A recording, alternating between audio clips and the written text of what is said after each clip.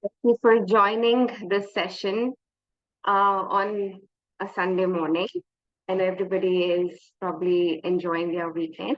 So I actually would like to appreciate everyone who has joined because this talk is again part of my talk that giving time for yourself, taking care of yourself and taking care of your personal well-being.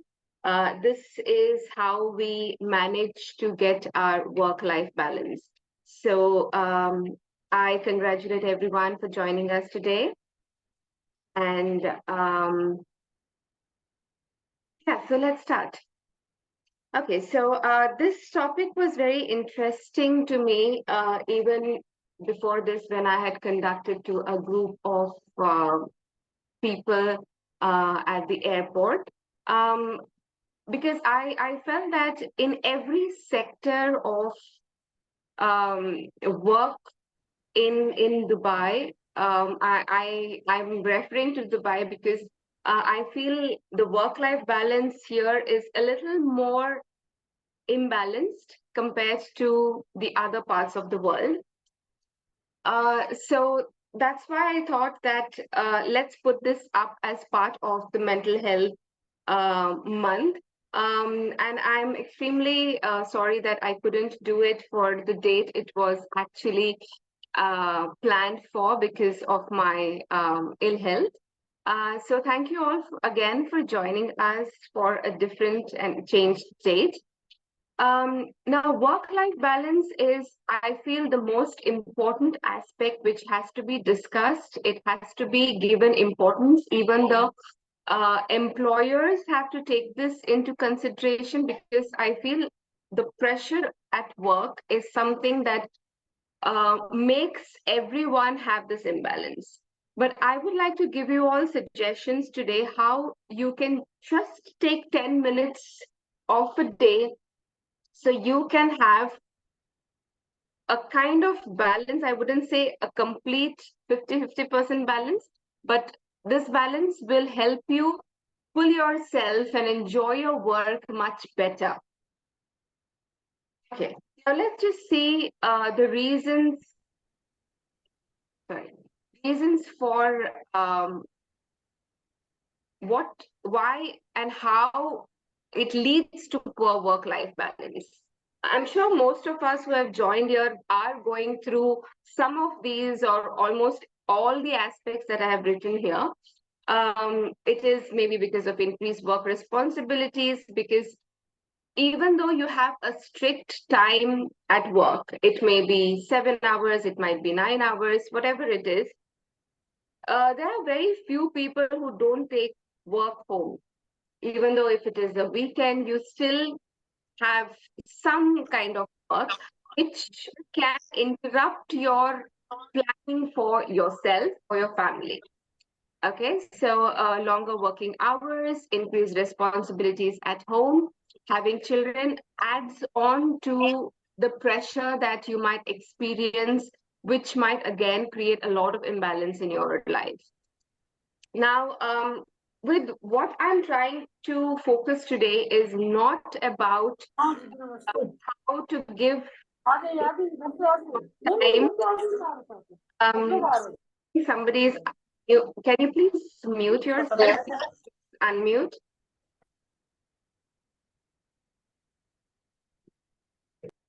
Okay, so what this talk today will focus on is the importance of giving time to ourselves as well, because we feel that work-life balance means we are trying to balance our work and our family life. But it's very few people actually think that work-life balance means my life, my individual life.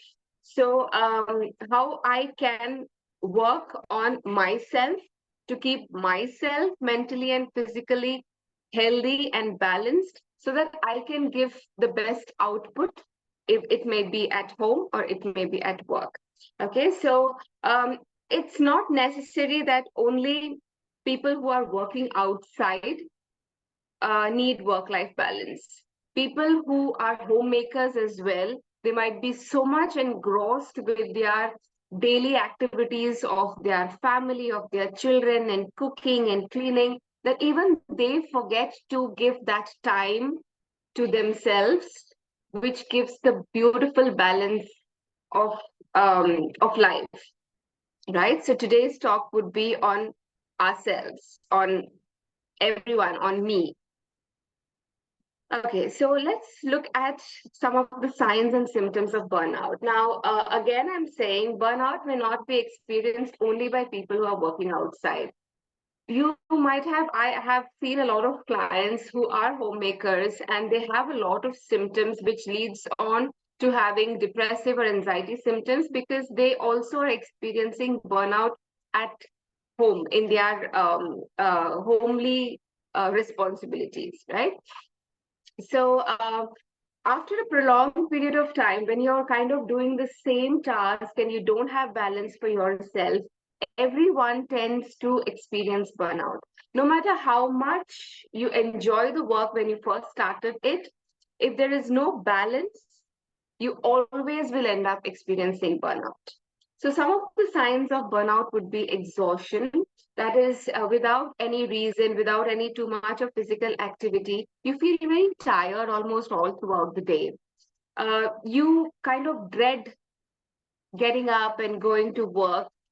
You might have trouble sleeping. You might feel very depressed. That is, you might feel sad almost all throughout the day and for days together. You feel that you're just drowning. There's no hope of you coming up and again enjoying your work. You feel that there is a sinking kind of feeling. You might experience anger outburst. You might feel that earlier you were not having anger issues, but you might be so short tempered that the smallest of the thing which may not have brought out a reaction earlier in your life, now you might feel that the smallest of the things can trigger you, right? Also, no time for non-work related things. So you're almost always either working or you don't feel like doing anything. Okay, so these are some of the signs and symptoms of burnout. Now, let's just talk about what are the consequences of burnout or imbalance in our life on our mental health. Of course, it has a major impact on both our physical and mental health. But what happens is most of the time, people, if people are having cold or cough, they just they run to the doctors and they seek help or they have some medications at home, but they do something to cure themselves. But when it comes to mental pressure and mental health issues, people rarely think that it is important to seek help because they don't understand that the mind and body are not two different entities, they are one. So what affects one affects the other as well. So equal importance needs to be given to both mental and physical health, right? So I'll be talking about the impact of work-life imbalance on mental health. Okay, so I would say that first and foremost, depression is the most common outcome of a difficult work and life balance. So I would just randomly give you a few signs and symptoms which you can actually scan yourself and see if these symptoms exist in you for more than 2 or 3 weeks. For it should be continuous. It's not that you have these bouts and it just comes and goes. But it's for more prolonged period and the intensity is more than just normal sadness or just normal you might just have one day of feeling low. It's very different from that. But however, I would also request you all to just keep all these symptoms in mind so that in case you are going through all this, you don't just feel that it is probably normal, everybody goes through this, so you don't require additional help or treatment. So please focus, and it's always important to get yourself checked in case you feel that you have at least 4 or 5 of these symptoms that I'm talking about. So, first and foremost, hopelessness, that you feel that there's nothing that is going to be good in my life. It's just going to be the same, or it might just go downhill. But there's no hope of it being more brighter and more happier. Mood swings, that's very quickly you might feel that, okay, I'm just feeling good right now, but then at the other moment you might just feel that you're angry, you're irritated, you might feel very sad. So there are constant mood swings. Change in body weight. What happens is, sometimes for some people in depression, people gain weight because we have seen that people binge eat a lot, right? So that's the reason for, because some are, they call themselves as stress eaters. But during the moments of when they feel that the sadness, they indulge in eating more, trying to keep themselves happy, but that doesn't work. Right. So some people avoid eating at all because they don't feel hungry. They just don't feel like eating. So there some in some cases we have seen people gain weight, and in some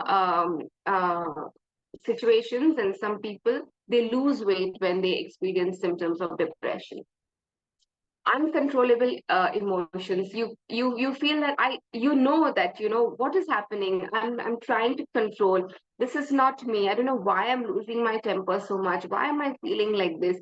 But it just is uncontrollable. You may feel angry and irritated just at the snap of your finger, right? So this is another symptom. Feeling low almost all throughout the day, and like I said, it should prolong at least for 2 weeks before we kind of diagnose or say that, yeah, this person may be experiencing depressive symptoms.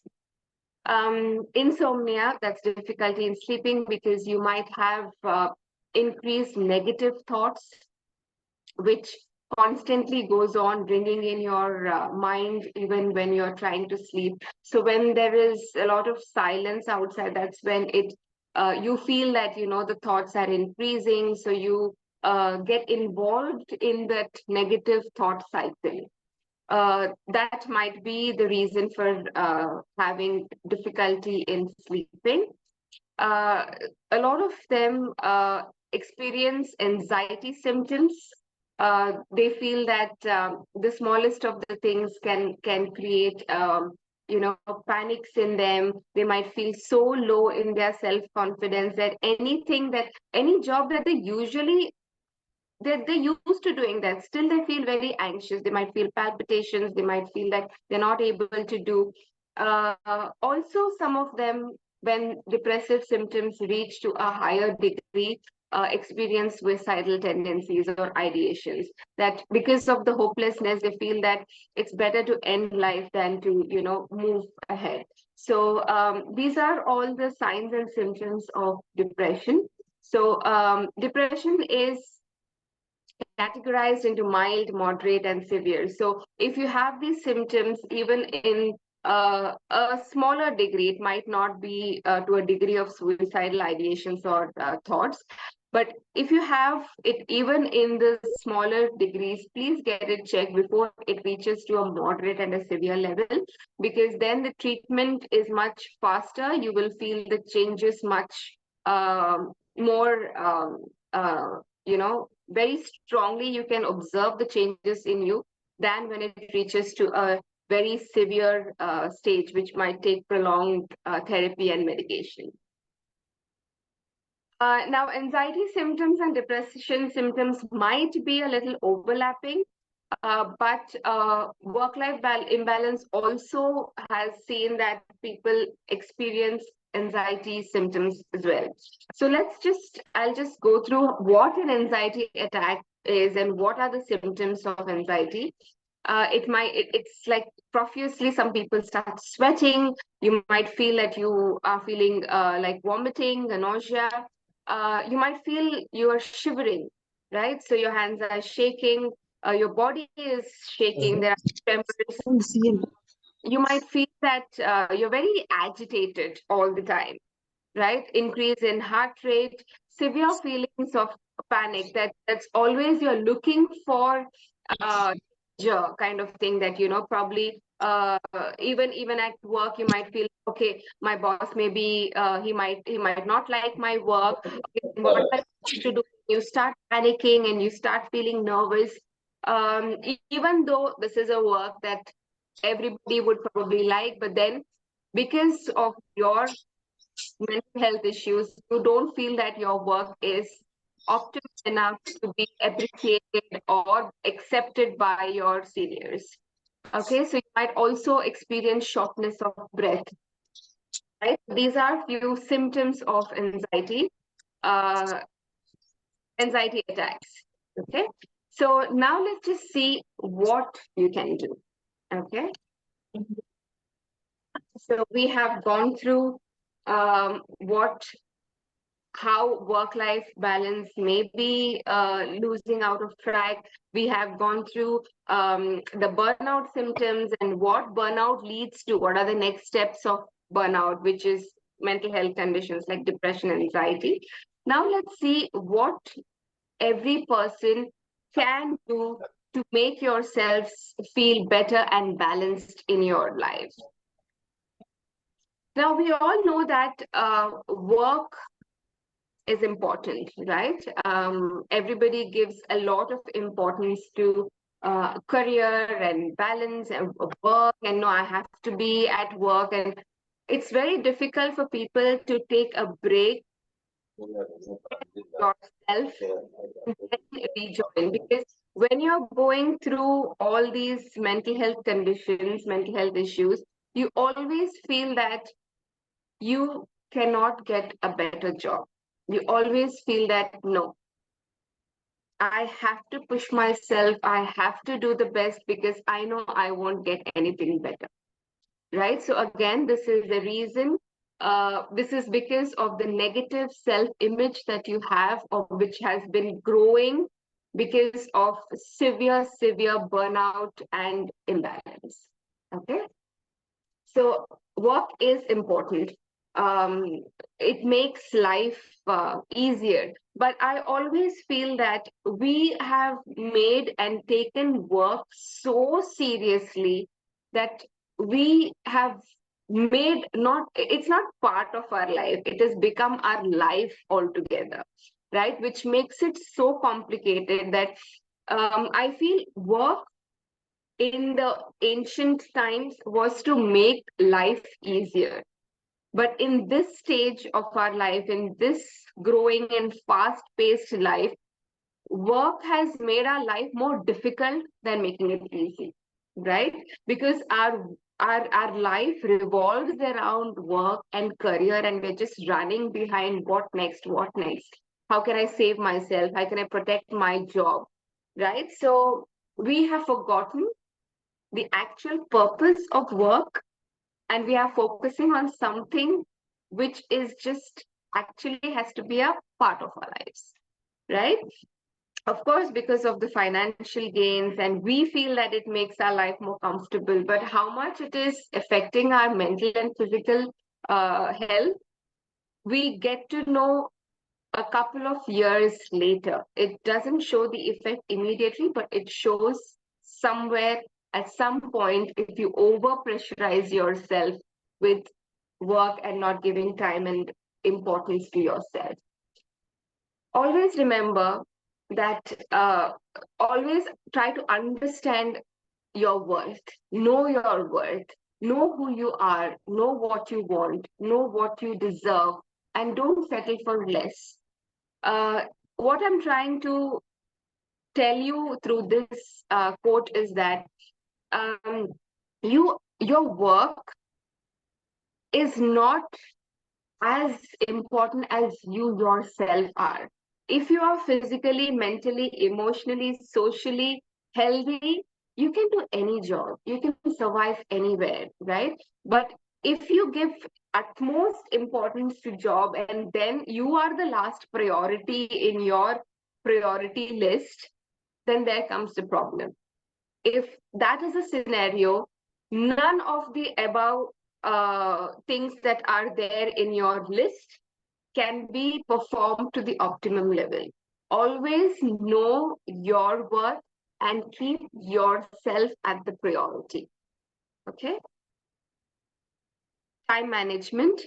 Of course, in this life, it's very difficult for us to have this balance between time. There's always a struggle between time. But always remember, when you start saying to yourself that no, this is the time for this particular task for myself, things will start falling in place. A lot of times we ourselves are the culprits that we don't give ourselves time. We feel that we are the least in the priority list, like I said.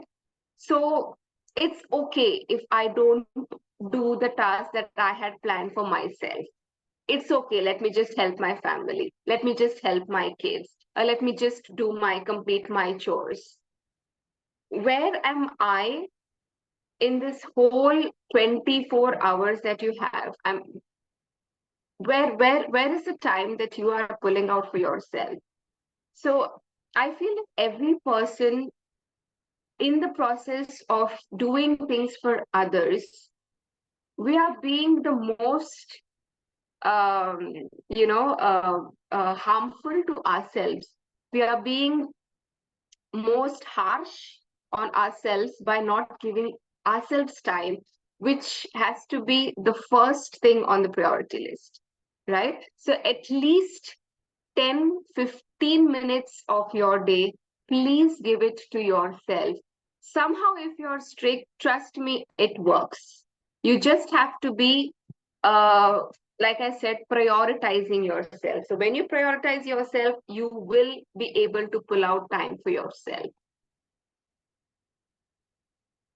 Focus on your health. Your health is kind of an investment that you're doing for your life.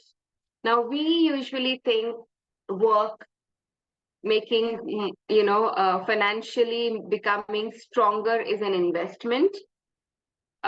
Giving all that we have for our work and our family is an investment. But the biggest investment that we forget is our health, right? So focus on your health. Give some time for yourself, for exercise, to meditate, to just be yourself, just listen to music. Everything makes or leads towards a better mental and physical health, right? So always remember and keep this in mind, that your health is the biggest investment that you can ever do in your life. Now, this is a chart for my well-being. So these are the things that try as much as possible to do it to yourself. Now, there are different aspects of well-being, right? So there is mental, like I said, mental, physical, social, financial, and the sense of purpose. Most of the time, we forget majority of this, right? Majority of this. Now, I'll just give you some tips of what each area and how to develop each of these areas. Now, when all these 5 areas are in place and in balance, that's when you feel much more mentally, physically healthier and content, right? So the sense of purpose can be achieved by having self-awareness, having motivation, being more productive, having core values. Now, financial management, again, there are a list of things: physical health, mental well-being. Now, I'll just focus on mental well-being and social connections, because that's something that people usually forget, and they focus more on financial management and a sense of purpose, probably, right? So I will help you with being, having techniques like mindfulness and confidence. But these are all the ways of how you're developing your mental well-being, right? So focusing and being aware of mental health concerns, um, because awareness is the first step wherein you can identify if in case you or someone else is going through any kind of mental health condition. So being aware of the signs and symptoms is the first and the most important step for you to take help or treatment. Okay. Then is self-confidence, growth mindset, stress management, and resilience. So these are the areas which you need to work on so that your mental well-being is taken care of, right? Social connections, very important to have a good balance. It might be relationships, it might be friends, it might be a support group, it might be peer support, emotional intelligence, very, very important to have emotional intelligence towards ourselves as well. So when you have good emotional intelligence, you don't only take care of others' emotional well-being, but also we are more aware of my emotional needs, my emotional difficulties that I'm going through, so that you get the courage to stop, scan yourself, see what you're emotionally going through, take charge of it, take help for it, and then move ahead. Now, nurturing our mental health is nobody but our own responsibility, because what we go through, it's very difficult for people who are going through mental health conditions to explain to another, maybe a family member, what they're going through, because a lot of times it's like it's felt that, okay, these symptoms, aren't they normal? Don't everybody go through it? So it just, I feel that most of the time it's just pushed under the rug, right? So least importance is given to it. So when there is an imbalance in your life, the first thing that gets affected is your mind, is your mental health. Then it gets transferred to your body. So a lot of times, I've seen clients who come up with a lot of physical symptoms which doesn't have a physical base, right? The pain, the somatization, it does not have the reason is not physical. There is nothing wrong physically, but still they are experiencing excruciating pain in their head or in their body parts. It's just because of the amount of mental pressure they have given themselves related to work, right? So when you're experiencing these conditions or burnout, you are not able to perform well.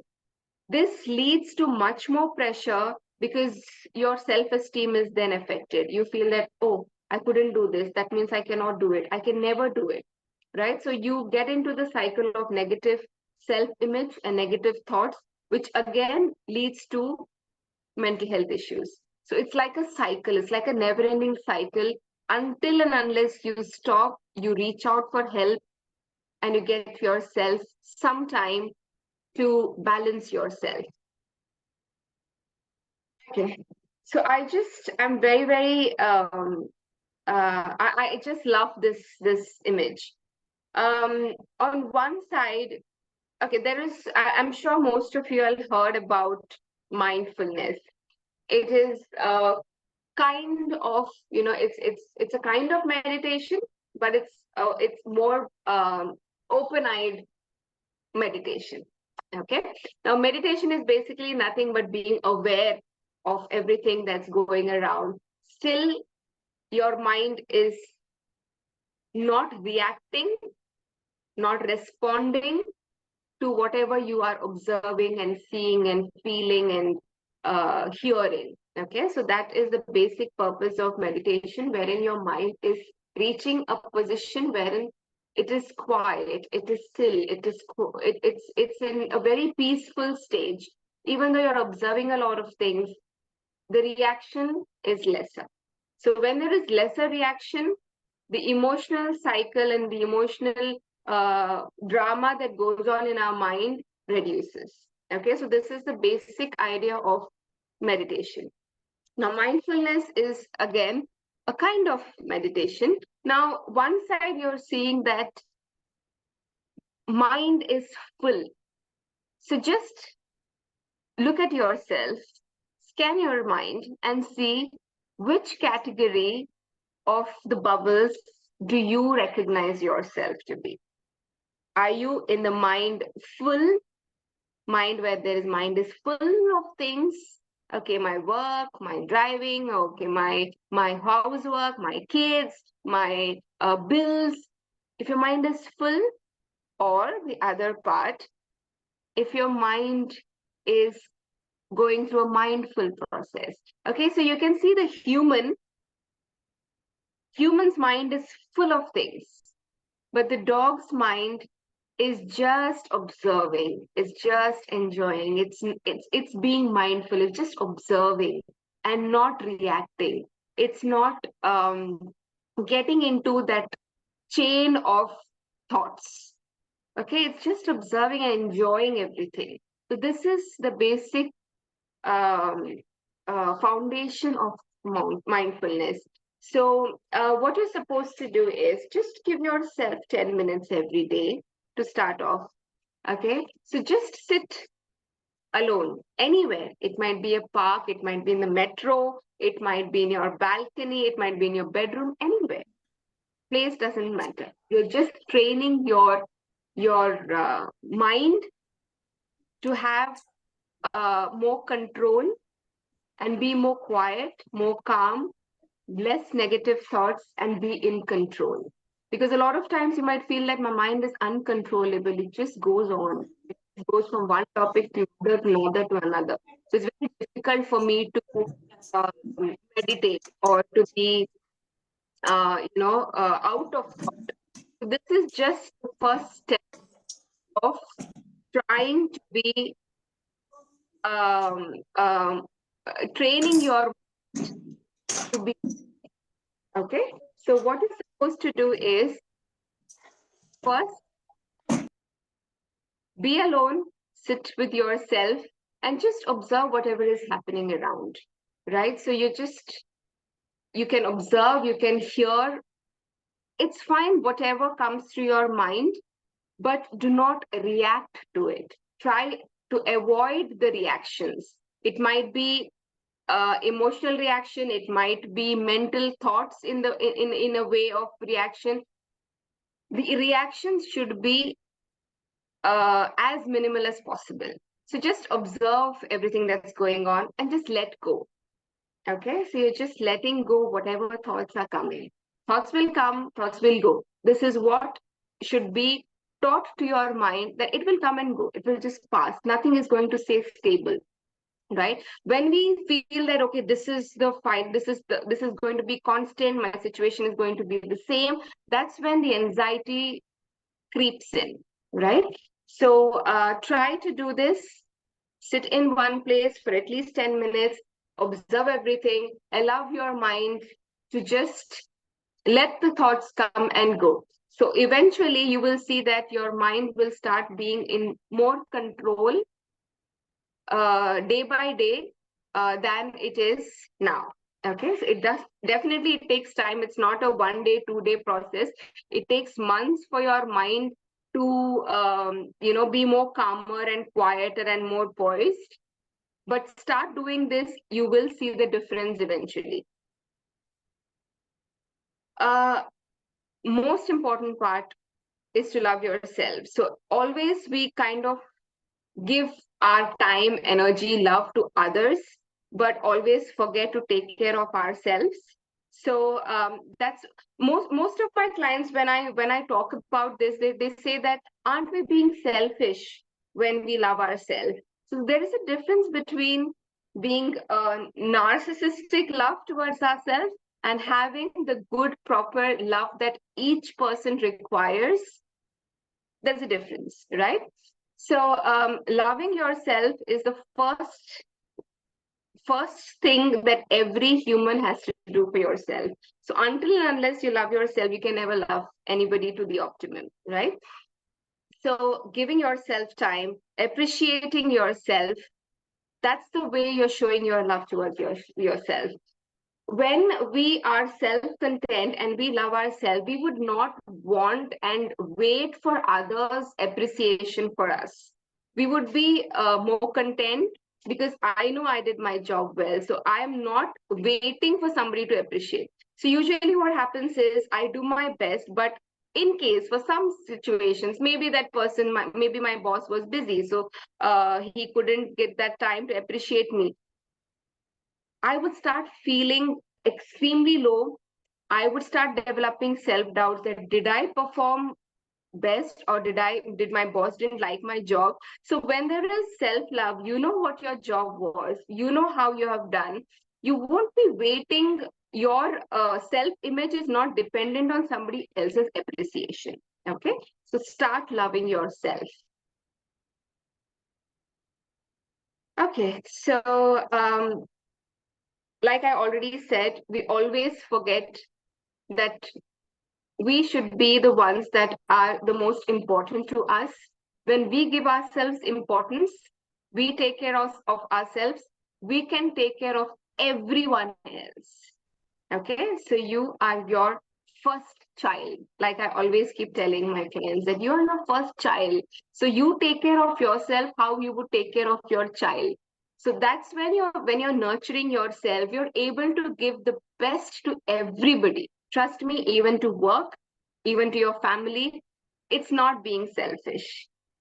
You are just taking care of yourself as your first child. So you nurture yourself, you perform to the optimum. You will never experience burnout or any kind of mental health concerns, because you know internally you will be happier. Okay, so this is kind of end of our today's session. Just a quote: it's not important who values you, it's important how you value yourself.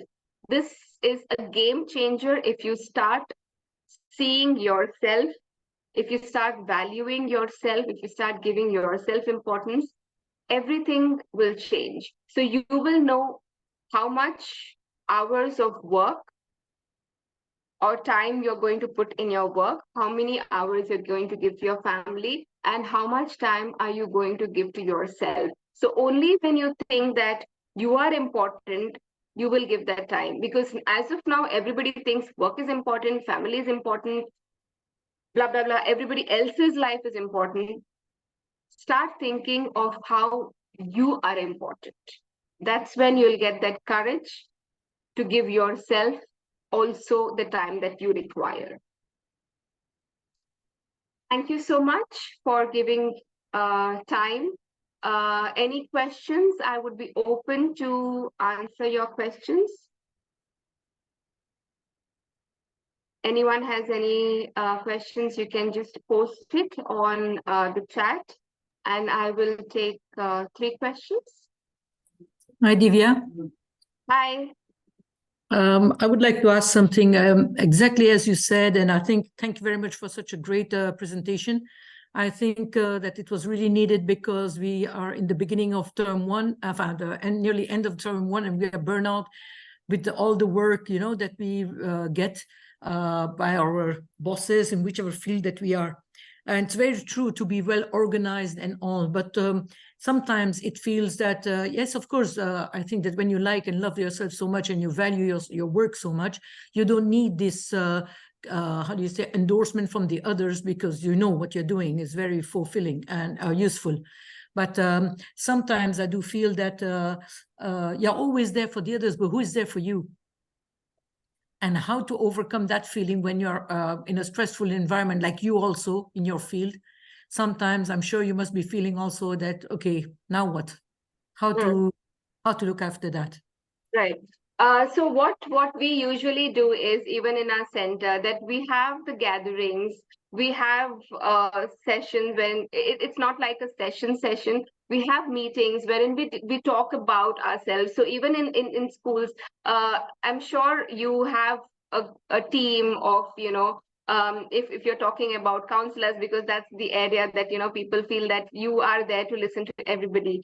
It might be mental health, any kind of mental health workers, right? So just have a group meetings at least once a month, and just allow people to just talk. I think that would bring down the level of, it would probably increase the amount of feeling that, okay, somebody cares, right? So we cannot expect these things from our family, because being mental health professionals, only mental health professionals can understand what they go through, right? So it's always good to have these, like a coffee time or a tea time or a lunch time, that you sit together and just talk about whatever you are going through. And I think that would be the best way to make it obvious for your team members that we are all there together, right? So I think that makes a huge difference in every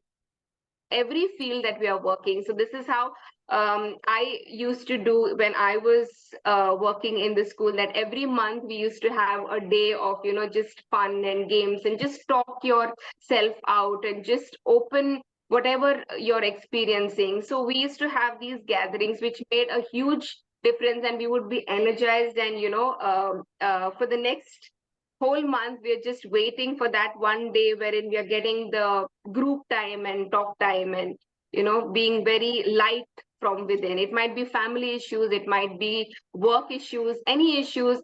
I used to make my team more comfortable to talk about anything and still maintain that confidentiality, which we do it for our clients, right? So I used to do that. I think we should promote that culture in every sector of work.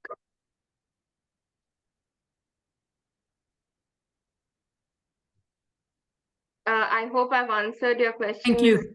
Yes, thank you. Yeah. Anyone else would like to ask anything?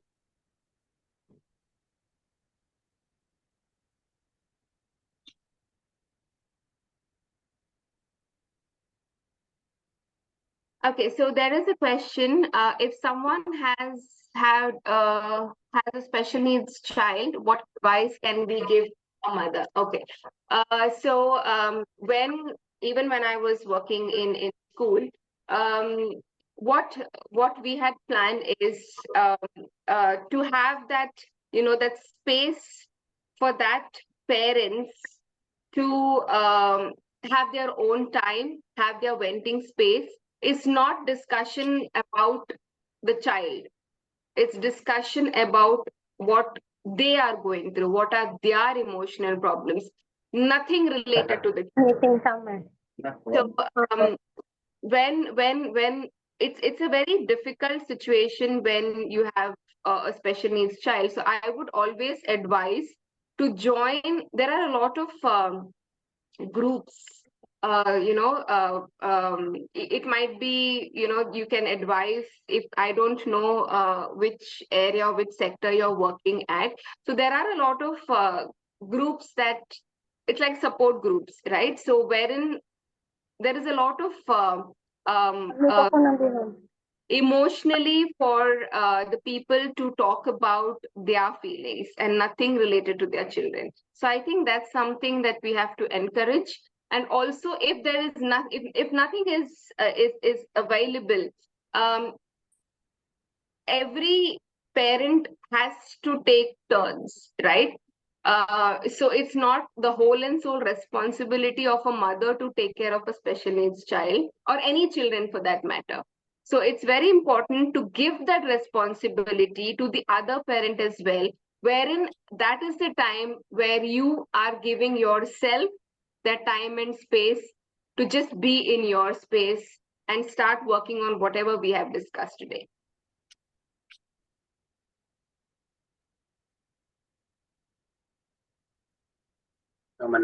Hindi ko alam. Isa lang guys, sorry.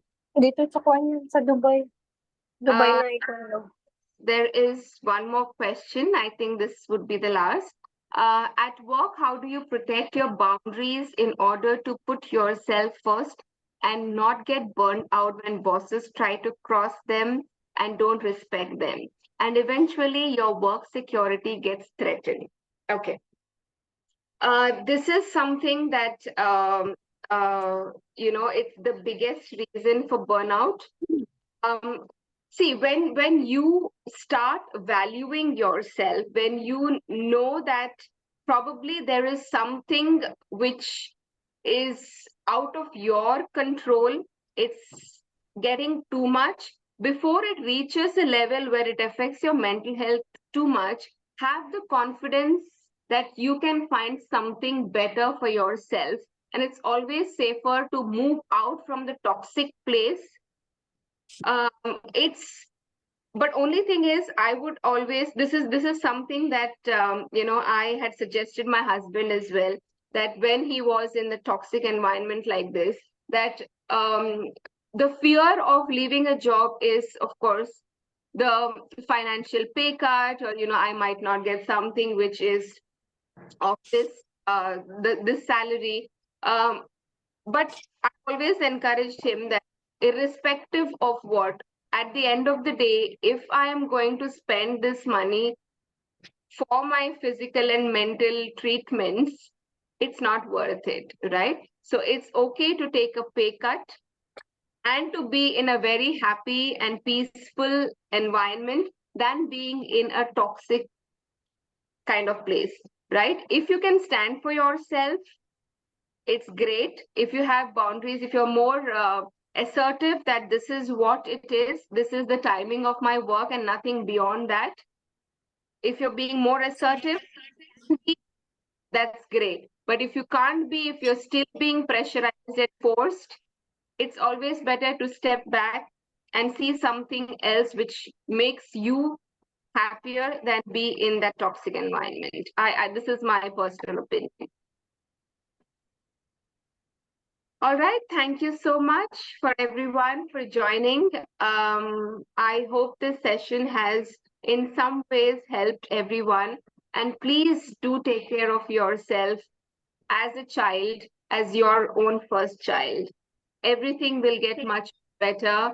I'm sure if you would see your child suffering in a workplace, you would be giving the first suggestion of quitting that job, right? So it's only our fears of our future that makes us think 100 times and just suffer in that environment. So I would say that what you would suggest your child, this makes things more easier. So always when you're with yourself, just think what you would suggest your child. So even if you are parents, you're not parents, still everybody would understand how you would take care of your child, right? So like I don't have children, but I can see how I would be a mother, right? So it's not difficult for us to imagine ourselves as being parents, right? So just pause, think what advice you would give to your child. That's what you have to follow for yourself as well. So thank you so much for everyone for joining. And I would just give you a brief about the center that I'm working. So this is our team. So we have a wide range of psychologists and psychiatrists available.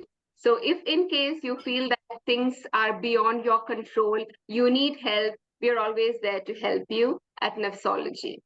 All right, so take care. So these are all the services that we provide. We do provide couples therapy, individual therapy, psychological assessments as well for schools, clinical assessments as well. So thank you so much for everyone for joining, and have a nice day ahead.